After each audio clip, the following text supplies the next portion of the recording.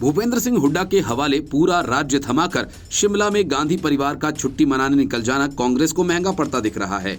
कुमारी शैलजा को जिस तरह से कांग्रेस ने किनारे लगाया, उससे हरियाणा में पार्टी का बना बनाया खेल बिगड़ सकता है।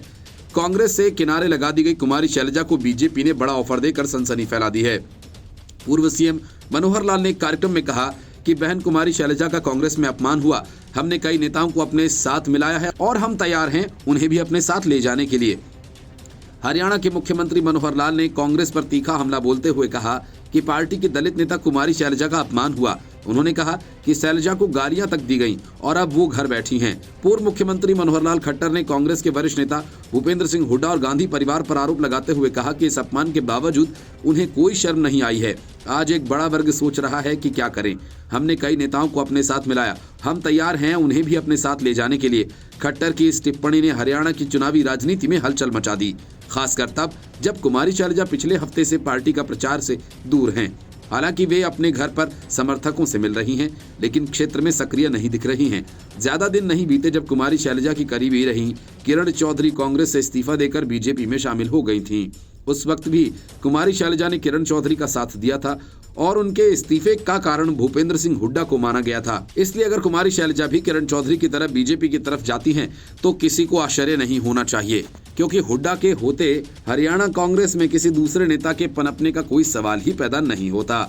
दलित वोट बैंक की राजनीति करने वाली पार्टियां भी शैलजा को अपने पाले में लाने की कोशिश कर रही हैं। बीजेपी ने कांग्रेस पर निशाना साधते हुए कहा कि जब कांग्रेस अपनी दलित नेता कुमारी शैलजा का सम्मान नहीं कर पाए तो वो प्रदेश के बाकी दलितों का क्या करेगी। शैलजा की नाराजगी ने हरियाणा की चुनावी राजनीति में हलचल मचा दी। हाल ही में बीएसपी के नेशनल कोऑर्डिनेटर आकाश आनंद ने भी शैलजा के बहाने कांग्रेस पर हमला किया था, जिससे ये मुद्दा और भी गर्मा गया। 19 सितंबर को बहुजन समाज पार्टी के राष्ट्रीय संयोजक और बसपा सुप्रीमो मायावती के भतीजे आकाश आनंद ने हरियाणा में अपनी पहली चुनावी जनसभा को संबोधित किया था। इस दौरान उन्होंने कांग्रेस पर जमकर निशाना साधा। उन्होंने कहा कि राहुल गांधी जैसे नेता आरक्षण खत्म करना चाहते हैं। इस दौरान आकाश आनंद ने कहा था कि आप सब जान लीजिए, संविधान हमारी पहचान है और आरक्षण को हम खत्म नहीं होने देंगे। उन्होंने कांग्रेस नेता कुमारी शैलजा का भी जिक्र किया और कहा कि आपने देखा होगा कि हुड्डा के समर्थकों ने शैलजा के बारे में कितनी बुरी बातें कही।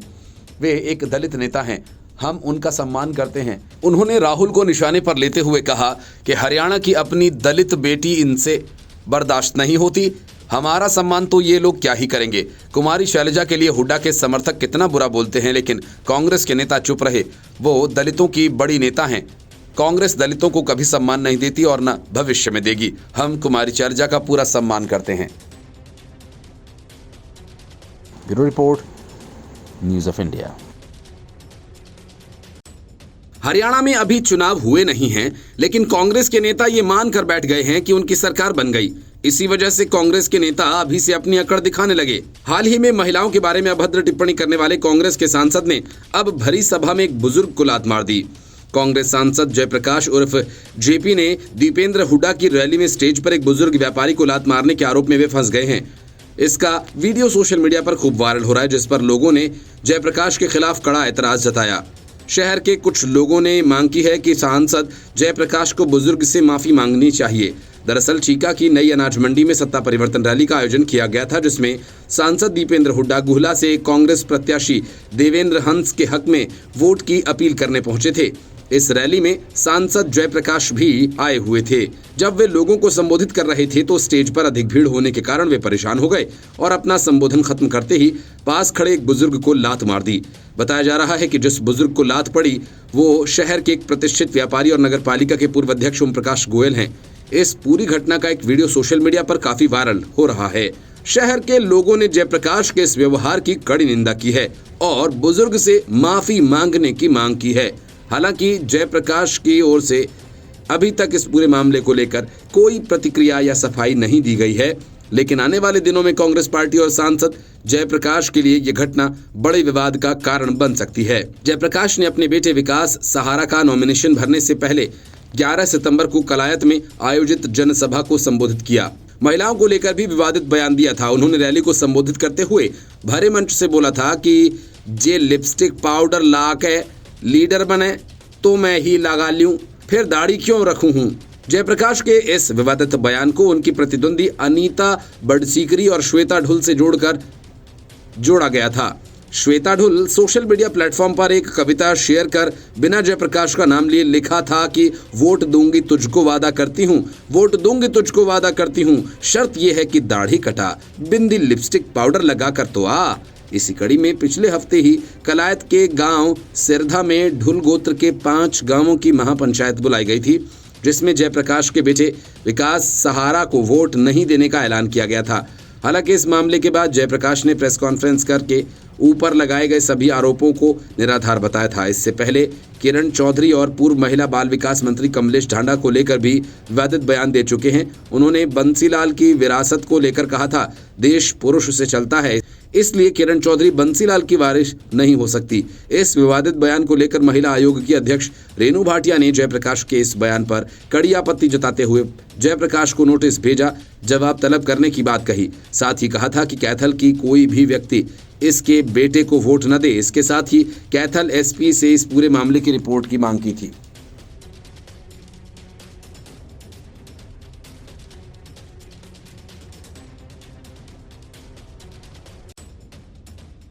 सीएम के तौर पर आतिशी मरलेना की शपथ लेते ही दिल्ली का पीछा अरविंद केजरीवाल से फिलहाल छूट गया। अरविंद केजरीवाल पर भ्रष्टाचार के तमाम आरोप लगाते हुए आम आदमी पार्टी छोड़कर बीजेपी में शामिल हुए कपिल मिश्रा ने इसे अपने अंदाज में सेलिब्रेट किया। आतिशी के शपथ ग्रहण से पहले ही दिल्ली की सड़कों पर पोस्टर्स लगाए गए। दिल्ली की सड़कों पर चस्पा पोस्टर्स में आम आदमी पार्टी के संयोजक अरविंद केजरीवाल को निशाने पर लिया गया। ये पोस्टर दिल्ली बीजेपी नेता कपिल मिश्रा की ओर से लगवाए गए। इस पर लिखा है कि 10 साल दिल्ली बेहाल, बाय बाय फर्जीवाल। निवेदक कपिल मिश्रा। दिल्ली के प्रमुख चौराहों, आईटीओ, राजघाट, आईटीआई से नोएडा और लक्ष्मी नगर तक जाने वाले रास्तों के साथ साथ अन्य जगहों पर ये बड़े बड़े होर्डिंग्स लगाए गए हैं। कपिल मिश्रा पहले आम आदमी पार्टी के नेता थे, लेकिन मतभेदों के कारण पार्टी छोड़ भाजपा में शामिल हो गए। दिल्ली के सीएम अरविंद केजरीवाल को लेकर अक्सर मुखर रहे हैं और खुलकर विरोध करते आए हैं। कपिल मिश्रा ने सोशल मीडिया प्लेटफॉर्म एक्स पर एक वीडियो संदेश भी जारी किया। इस संदेश में उन्होंने कहा कि आज एक कम्युनिस्ट को बैकडोर से दिल्ली का सीएम बनाया जा रहा है। दिल्ली देश का ऐसा चौथा राज्य बन गया है जिसका सीएम कम्युनिस्ट है। दिल्ली में कम्युनिस्ट ताकतों की सत्ता में बैठने की साजिश रची गई है। आतिशी के माता पिताजी ने अफजल गुरु की फांसी पर सवाल उठाए थे, तो उस कमेटी का हिस्सा रहे जिन्होंने अफजल गुरु को फांसी दिए जाने के विरोध में अभियान चलाया। देश के खिलाफ बोलने का इतिहास केवल माता पिता ने नहीं बनाया, बल्कि खुद आतिशी भी अपने परिवार की उसी परंपरा को आगे बढ़ा रही हैं। आने वाला समय दिल्ली के लिए चुनौती का रहने वाला है। दिल्ली का हाल बेहाल होने वाला है। दिल्ली में शराब घोटाले में घिरी आम आदमी पार्टी के कई बड़े नेता जमानत पर बाहर हैं। केजरीवाल के इस्तीफे के बाद आतिशी को विधायक दल का नेता चुना गया। इससे पहले कालकाजी सीट से विधायक आतिशी दिल्ली सरकार में कई विभागों की जिम्मेदारी संभाल चुकी हैं। दिल्ली बीजेपी ने आतिशी मरलेना को बधाई देते हुए कहा कि मंत्री रहते तो उन्होंने नालों की सफाई नहीं करवाई, अब सीएम बनने के बाद ये काम वो सबसे पहले करवा दें। कांग्रेस नेता संदीप दीक्षित ने कहा, हमें कोई उम्मीद नहीं है और न ही यहाँ की प्रशासनिक व्यवस्था में कोई बदलाव होगा, क्योंकि इन लोगों ने खुद ही साफ कर दिया है कि केजरीवाल ही मुख्यमंत्री रहेंगे। कोर्ट ने अरविंद केजरीवाल से कहा था कि आप कुछ नहीं कर सकते, न ही आप फाइल पर दस्तखत कर सकते हैं और न ही आप कोई आधिकारिक फैसला ही ले सकते हैं, न ही सचिवालय जा सकते हैं। कोर्ट को लगा कि जिस मामले में वो फंसे हैं, अगर वो दफ्तर जाएंगे और फाइलें देखेंगे तो सबूत नष्ट कर सकते हैं। उन्होंने आगे कहा कि कौन जानता है, शायद कोर्ट को यही संदेह रहा होगा। उसके बाद नया मुख्यमंत्री बनना तय था। उन्होंने जो उपयुक्त समझा उसे बना दिया। जहां तक नए मुख्यमंत्री का सवाल है, उन्हें कोई उम्मीद नहीं है और उन्हें नहीं लगता कि टूटी फूटी दिल्ली में कोई सुधार होगा। पहले से ही कई मामलों में जमानत पर चल रहे राहुल गांधी की मुसीबतें बढ़ती जा रही हैं। अमेरिका जाकर राहुल गांधी ने सिखों से लेकर आरक्षण तक पर विवादित बयान दिए थे। वो सारे बयान अब राहुल गांधी और कांग्रेस दोनों के लिए मुसीबत का कारण बनते जा रहे हैं। आरक्षण को लेकर दिए गए बयान पर दिल्ली के बाद अब राहुल गांधी के खिलाफ कर्नाटक के पुलिस थाने में मामला दर्ज करवाया गया। राहुल गांधी के खिलाफ भाजपा नेताओं ने बेंगलुरु के हाई ग्राउंड्स पुलिस स्टेशन में शिकायत दर्ज कराई है। ये मामला उनके हालिया अमेरिका दौरे के दौरान दिए गए आरक्षण संबंधी बयान से जुड़ा है, जिसमें उन्होंने कहा था कि कांग्रेस पार्टी समानता स्थापित होने के बाद आरक्षण व्यवस्था को खत्म करने पर विचार करेगी। इस बयान के बाद भाजपा नेताओं ने उनके खिलाफ कार्रवाई की मांग की। सिखों को लेकर राहुल गांधी के विवादित बयान के विरोध में सिखों का एक प्रतिनिधिमंडल गृह राज्य मंत्री नित्यानंद राय से मिला और उनके खिलाफ कार्रवाई किए जाने की मांग की। भाजपा नेताओं ने राहुल गांधी पर संविधान विरोधी मानसिकता का आरोप लगाया है। विधान परिषद में विपक्ष के नेता चलावादी नारायण स्वामी और भाजपा कानूनी समिति के समन्वयक वसंत कुमार समेत कई नेताओं ने उनके बयान की निंदा की है और एफआईआर दर्ज करवाई। भाजपा का कहना है कि राहुल गांधी का ये बयान न केवल आरक्षण के खिलाफ है, बल्कि ये समाज में विभाजन पैदा करने वाला भी है। भाजपा आईटी सेल प्रमुख अमित मालवीय ने भी राहुल गांधी के खिलाफ शिकायत दर्ज कराने की जानकारी दी। उनका आरोप है कि राहुल गांधी ने अपनी अमेरिका यात्रा के दौरान सिख समुदाय के खिलाफ घृणित टिप्पणी की, जिससे समाज में वैमनस्य बढ़ सकता है। इसके साथ ही राहुल गांधी की हम आरक्षण हटा देंगे वाली टिप्पणी भाजपा ने उन्हें विभाजनकारी और उत्तेजक बयानबाजी का दोषी ठहराया है। राहुल गांधी ने कहा था कि भारत में समानता स्थापित होने के बाद कांग्रेस पार्टी आरक्षण व्यवस्था को खत्म करने के बारे में सोचेगी। हालांकि बाद में मीडिया से बातचीत में उन्होंने कहा कि मेरे बयान का गलत मतलब निकाला गया, जैसा कि मैं आरक्षण के खिलाफ हूं। उन्होंने स्पष्ट किया कि हम आरक्षण की सीमा को 50% से अधिक बढ़ाने जा रहे हैं। से पहले भारतीय जनता पार्टी ने राहुल गांधी की हाल की अमेरिकी यात्रा के दौरान आरक्षण पर की गई टिप्पणी को लेकर उनके खिलाफ दिल्ली में पुलिस में शिकायत दर्ज करवाई। शिकायत पंजाबी बाग, Tilak Nagar, parliament street police station में दर्ज कराई गई थी। इसके अलावा एक शिकायत बीजेपी ने राहुल गांधी के खिलाफ मध्य प्रदेश में दर्ज कराई है। हरियाणा विधानसभा चुनाव के ठीक पहले जिस वक्त सारी पार्टियां जोर शोर से चुनाव प्रचार करने में जुटी हैं, कांग्रेस के अंदर दूसरा ही बवाल मचा हुआ है। कुमारी शैलजा चुनाव प्रचार छोड़ अपने घर बैठ गईं और कांग्रेस की तरफ से इक्का दुक्का बयानों के अलावा कुमारी शैलजा को मनाने की कोई कोशिश भी नहीं की जा रही। मतलब कि कांग्रेस ने अपनी तरफ से ये मान लिया कि कुमारी शैलजा ने पार्टी से किनारा कर लिया है। रणदीप सिंह सुरजेवाला का भी यही हाल है। हालांकि कांग्रेस ने सुरजेवाला के बेटे को टिकट दिया है, लेकिन जब भूपेंद्र सिंह हुड्डा ने रणदीप सुरजेवाला को चुनाव नहीं जीतने दिया तो उनका बेटा जीत पाएगा, इसमें संदेह ही है। वैसे भी हरियाणा कांग्रेस में सुरजेवाला और कुमारी शैलजा का गुट हुड्डा के खिलाफ काम करता रहा है। बीजेपी में शामिल होने से पहले किरण चौधरी भी इसी गुट में थीं। माना जा रहा है कि चुनाव के बाद सुरजेवाला भी कांग्रेस छोड़ सकते हैं। केंद्रीय मंत्री मनोहर लाल खट्टर ने पहले कुमारी शैलजा को बीजेपी में शामिल होने का ऑफर देकर हंगामा खड़ा कर दिया और उन्होंने एक और सियासी बम फोड़ते हुए कहा कि कुमारी शैलजा और रणदीप सिंह सुरजेवाला के भारतीय जनता पार्टी में शामिल होने की संभावनाओं से इनकार नहीं किया जा सकता है। खट्टर का यह बयान तब आया है जब उन्होंने एक कार्यक्रम से खुले तौर पर कुमारी शैलजा को बीजेपी में शामिल होने का ऑफर दिया था। कांग्रेस सांसद कुमारी शैलजा और रणदीप सिंह सुरजेवाला के भाजपा में शामिल होने के सवाल पर केंद्रीय मंत्री मनोहर लाल खट्टर ने कहा, ये संभावनाओं की दुनिया है और संभावनाओं से इनकार नहीं किया जा सकता। सही समय आने पर आपको सब पता चल जाएगा। मनोहर लाल खट्टर का ये बयान ऐसे समय पर आया है जब उन्होंने कांग्रेस नेता कुमारी शैलजा को बीजेपी में शामिल होने का ऑफर दिया था। एक कार्यक्रम में खट्टर ने कहा था कि कांग्रेस की दलित नेता कुमारी शैलजा का अपमान हुआ है, उन्हें गालियां दी गईं और अब वो अपने घर बैठी है। खट्टर ने कहा कि कांग्रेस के वरिष्ठ नेता भूपेंद्र सिंह हुड्डा को इस अपमान के बावजूद कोई शर्म नहीं आई। आज एक बड़ा वर्ग सोच रहा है कि क्या करें। हमने कई नेताओं को अपने साथ मिलाया और उन्हें भी अपने साथ लेने को तैयार हैं। बता दें कि कुमारी शैलजा कांग्रेस से नाराज बताई जा रही हैं। उन्होंने क्षेत्र में सक्रियता कम कर दी है। इसके साथ ही पार्टी के प्रचार में अभियान में शामिल नहीं हो रही हैं। हालांकि शैलजा अपने घर में समर्थकों से जरूर मिल रही हैं। ऐसे में हरियाणा चुनाव में इस बड़े दलित चेहरे को अपने पाले में शामिल करने के लिए पार्टियों ने डोरे डालना शुरू कर दिया है। बीएसपी के आकाश आनंद ने कुमारी शैलजा को बीएसपी में शामिल होने का खुला ऑफर दे डाला है। लेकिन बड़ी बात यह कि कुमारी शैलजा और रणदीप सिंह सुरजेवाला दोनों में से किसी ने भी मनोहर लाल खट्टर के बयान का खंडन नहीं किया है। इससे इस बात के संकेत मिलते हैं कि अंदर ही अंदर इन दोनों नेताओं की खिचड़ी बीजेपी के साथ पक रही है। Bureau report, news of India. Arvind Kejriwal के चरण छूकर सीएम बनी आतिशी मरलेना केजरीवाल के नक्शे कदम पर ही चलेंगे, इस बात के संकेत उन्होंने पहले ही दे दिए। लेकिन उनके सीएम पद की शपथ लेते ही बीजेपी सांसद मनोज तिवारी ने जो चिट्ठी आतिशी मरलेना को भेजी है, उससे पढ़कर आतिशी को इस बात का अंदाजा हो जाएगा कि सीएम बनकर उन्होंने मुसीबत का पहाड़ अपने ऊपर तोड़ लिया। सीएम बनने की बधाई से शुरू हुई मनोज तिवारी की चिट्ठी आगे चलकर केजरीवाल और मनीष सिसोदिया के लिए मुश्किलें खड़ी करने वाली है। आतिशी ने मुख्यमंत्री पद की शपथ ले ली है, जिसके बाद वो दिल्ली में तीसरी महिला मुख्यमंत्री बन गई हैं। उनके साथ साथ 5 अन्य नेताओं ने मंत्री पद की शपथ ली है। बीजेपी नेता मनोज तिवारी ने भी आतिशी को इस नई पारी के लिए शुभकामनाएं दी हैं। इसी के साथ एक पत्र लिखकर कुछ मामलों पर तुरंत ध्यान देने की अपील की। उन्होंने दिल्ली के पूर्व मुख्यमंत्री और आम आदमी पार्टी के राष्ट्रीय संयोजक अरविंद केजरीवाल पर निशाना साधते हुए कुछ मामलों पर जांच बैठाने की अपील भी की है। इसमें शराब नीति और स्कूल के कमरों के निर्माण होने वाले खर्च भी शामिल हैं। मनोज तिवारी ने आतिशी को लिखे पत्र में कहा कि दिल्ली के मुख्यमंत्री बनने पर आपको बधाई और शुभकामनाएं।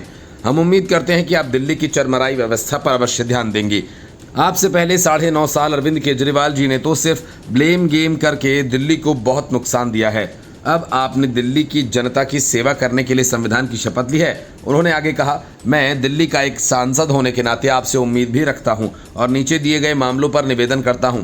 उन्होंने कहा कि आपको तत्काल इंक्वायरी ऑर्डर करना चाहिए कि शराब नीति वापस क्यों ली गई और इसमें कितने राजस्व का नुकसान हुआ। स्कूल के सेमी परमानेंट स्ट्रक्चर, लोहे की कड़ी, कुंडी वाली छत वाले कमरे जो 5 लाख में बनते हैं वो 25 लाख में कैसे बने। उन्होंने आगे कहा कि सबसे जरूरी एमसीडी के तहत आने वाली गलियों और पीडब्ल्यूडी की सड़कें ठीक करवाएं क्योंकि अधिकतम टूटी पड़ी हैं। आपसे दिल्ली की जनता की तरफ से निवेदन है कि बिजली और पानी के बढ़े बिल कम करें। जनता की जो जेब कटी है उसे वापस करवाएं। सभी, चाहे गरीब या मिडिल क्लास से लेकर व्यापारी तक परेशान हैं। इतना पानी बिजली का बिल कैसे आ रहा है। मनोज तिवारी ने कहा कि दिल्ली को अपनी तीसरी महिला मुख्यमंत्री से बहुत उम्मीद है। वो तत्काल परेशानियों को दूर करेंगी और अगर पूर्व मुख्यमंत्री जी अपनी नाकामियों को छुपाने के वास्ते आपको काम करने से रोकें तो आप हम सांसदों को भी बताएं। हम दिल्ली के विकास के लिए आपके साथ हैं। Bureau report, news of India. Haryana और जम्मू कश्मीर में चुनाव प्रचार चरम पर है और ऐसे में गांधी परिवार शिमला में छुट्टियां मना रहा है। प्रियंका वाड्रा और सोनिया गांधी पहले से ही वहां पहुंच गए हैं। राहुल भी चुनाव प्रचार छोड़कर पहुंचने वाले हैं। चुनाव प्रचार में भाजपा की ओर से खुद पीएम नरेंद्र मोदी उतर चुके हैं। हरियाणा में राज्य में 5 अक्टूबर को वोटिंग है और इस बार के चुनाव में कांग्रेस और भाजपा के बीच सीधी टक्कर बताई जा रही है। इस बीच कांग्रेस पार्टी ने बीच चुनाव में अपनी रणनीति बदल दी है। दरअसल इस चुनाव में कांग्रेस पार्टी काफी उत्साहित दिख रही है। वो लोकसभा चुनाव में मिली सफलता के बाद कोई रिस्क नहीं लेना चाहती। लोकसभा में कांग्रेस ने राज्य की 9 सीटों पर चुनाव लड़कर 5 पर जीत हासिल की थी। कांग्रेस सूत्रों के मुताबिक हरियाणा और जम्मू कश्मीर के विधानसभा चुनाव में राहुल गांधी और प्रियंका गांधी के प्रचार को लेकर पार्टी ने रणनीति बदल ली है। लोकसभा चुनाव में धुआंधार प्रचार करने वाले राहुल गांधी और उनकी बहन प्रियंका गांधी की जोड़ी को लेकर ये रणनीति बदल गई है। जहां एक तरफ पीएम नरेंद्र मोदी लगातार प्रचार कर रहे हैं, वहीं कांग्रेस ने अपने चुनावी रणनीतिकार सुनील कोनुगोलू से मिले इनपुट के बाद स्थानीय नेताओं के सहारे ही चुनाव लड़ने का फैसला किया। सूत्रों का कहना है कि राहुल गांधी को चुनाव प्रचार से इसलिए दूर रहने को कहा गया क्योंकि अमेरिका में उन्होंने सिखों और आरक्षण को लेकर विवादास्पद बयान दिए थे, जिसको लेकर देश की सियासत गर्म है। ऐसे में अगर राहुल गांधी चुनाव प्रचार में उतरते हैं तो फिर सिखों और आरक्षण को लेकर दिए गए उनके बयानों का मुद्दा गर्म हो सकता है और कांग्रेस ऐसा नहीं चाहती। यही वजह है कि राहुल गांधी को चुनाव प्रचार से दूर रहने को कहा गया है। हरियाणा में कुमारी शैलजा भी बड़ा मुद्दा बन चुकी हैं। बीजेपी और दूसरी विपक्षी पार्टियां कुमारी शैलजा के मुद्दे पर कांग्रेस को बार बार घेर रही हैं। श्रीनगर में अब्दुल्ला परिवार और हरियाणा में भूपेंद्र सिंह हुड्डा कुमारी शैलजा और रणदीप सुरजेवाला के सहारे ही चुनाव प्रचार पर फोकस कर रही हैं। राहुल गांधी ने अब तक जम्मू कश्मीर में 1 दिन प्रचार किया है, जबकि हरियाणा में उन्होंने अब तक कोई सभा नहीं की। प्रियंका गांधी भी अब तक हरियाणा से दूर हैं। दरअसल कोनुगोलू की टीम को लगता है कि चुनाव राज्य का है, राज्य के स्थानीय मुद्दे हावी हैं। पीएम मोदी को तो सीएम बनना नहीं है, इसलिए चुनावों को न ही राष्ट्रीय मुद्दों पर लड़ा जाए और न ही इसे राहुल बनाम मोदी बनने दिया जाए। इसी फहरिस्त में अमेरिका से लौटने के बाद पहली बार राहुल हरियाणा गए तो राज्य में बेरोजगारी के मुद्दे को गर्म कर दिया। हरियाणा में अवैध रूप से लाखों देकर जान की बाजी लगाकर विदेश जाने को मजबूर युवाओं को ही मामले में अमेरिका में मिले शख्स के परिवार से मिलने करनाल गए, लेकिन चुनाव प्रचार से दूर रहे, इसलिए राहुल प्रियंका के प्रचार को सीमित किया गया। हालांकि सूत्रों का कहना है कि आने वाले दिनों में राहुल प्रियंका का दोनों राज्यों में प्रचार का कार्यक्रम बन रहा है। जुलाना में विनेश फोगाट के लिए राहुल प्रियंका के प्रचार का खास कार्यक्रम भी तैयार किया जा रहा है।